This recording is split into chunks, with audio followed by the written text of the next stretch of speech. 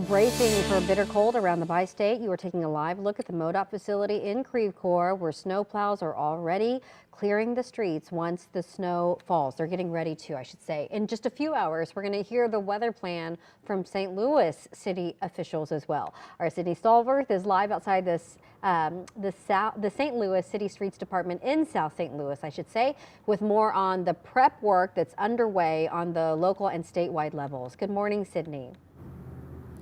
Good morning to you, Michelle. Here at the street department, it's going to be a very busy day. You can see behind me the plows are parked and ready. A number of workers have already started to show up. Now, later this morning at 11 o'clock, we're going to hear from St. Louis street officials what their plan of action is to tackle this storm. But when it comes to the state level, MoDOT and IDOT both dealing with staffing shortages ahead of this storm, and the drivers that they do have will be working around the clock to make the roads as safe as possible. Now, we do know that both departments, MoDOT and IDOT, are looking to hire and have been since the last winter storm we saw in November. MoDOT still hasn't released its road safety plan for this week's winter blast. IDOT says it won't be able to pre-treat the roads if the storm begins with rain. Now, they do have crews on standby with plenty of equipment, salt and brine, but they just don't have the manpower to tackle the snow and ice at full force. So crews won't be able to reach the roads as quickly as they'd like to. IDOT in the Metro East says a flash freeze could be very dangerous.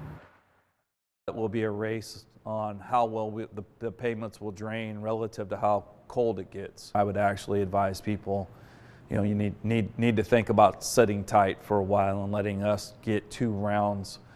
A round for us is normally 2 to 3 hours. So if we can get trucks through the area twice after something flash freezes, normally it's much more safe to drive.